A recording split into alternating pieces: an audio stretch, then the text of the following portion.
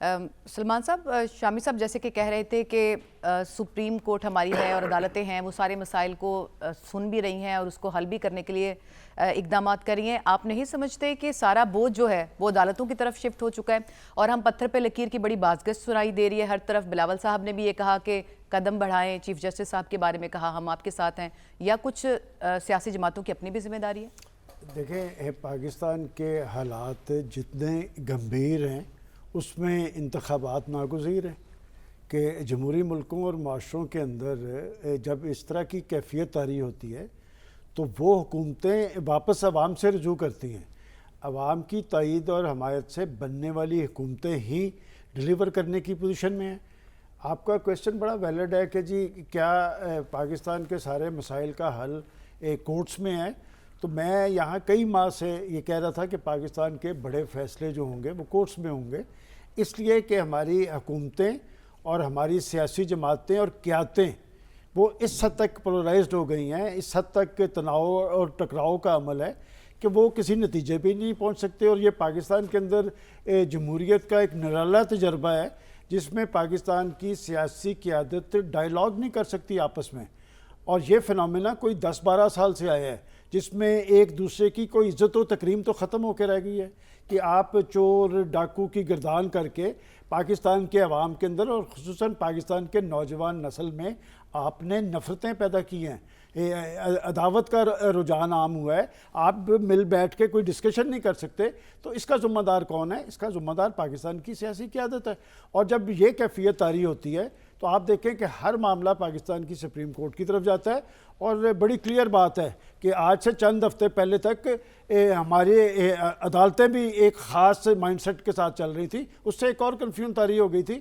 پاکستان کے آج کے چیف جسٹس کو ایک بہت بڑا کریڈٹ جاتا ہے کہ کبھی میں دیکھتا ہوں کہ بلاول بھٹو زرداری صاحب ان کی تعریف کر رہے ہیں، کبھی پاکستان مسلم لیگ نون کی قیادت کیوں کر رہے ہیں.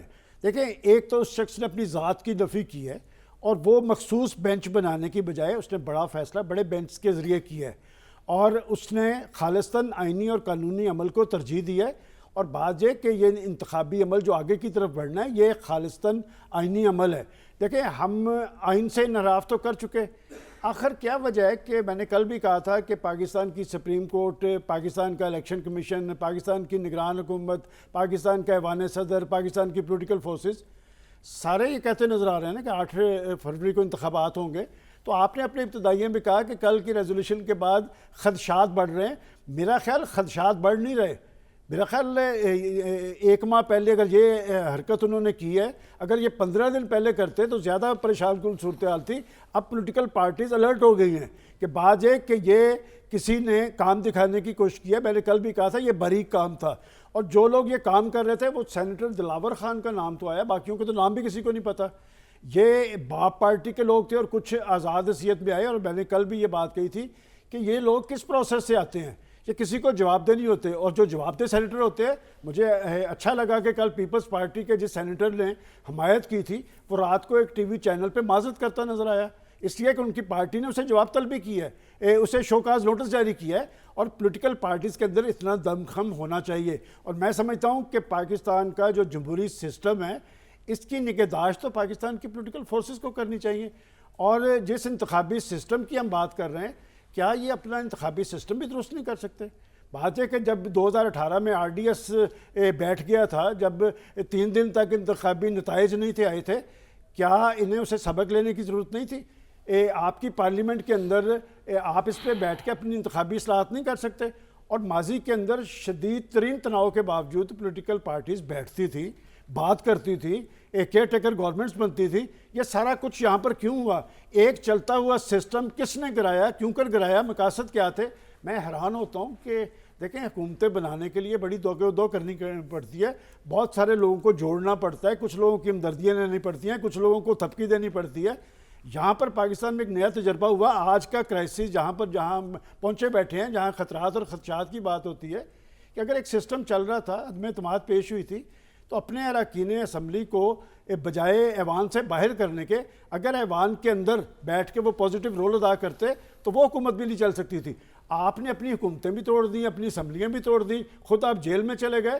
میں سمجھتا ہوں کہ اب بھی اس اپنی کشتی کو منجدار سے نکالنے کے لیے ذمہ دارانہ طرز عمل پاکستان کی پولیٹیکل لیڈرشپ کو اختیار کرنا پڑے گا، اور انتخابات کی ساکھ اسی کی ہوگی جو آزادانہ ہوگا، شفاف ہوگا، جس پہ پاکستان کے عوام کو اندر اور باہر اعتماد حاصل ہوگا۔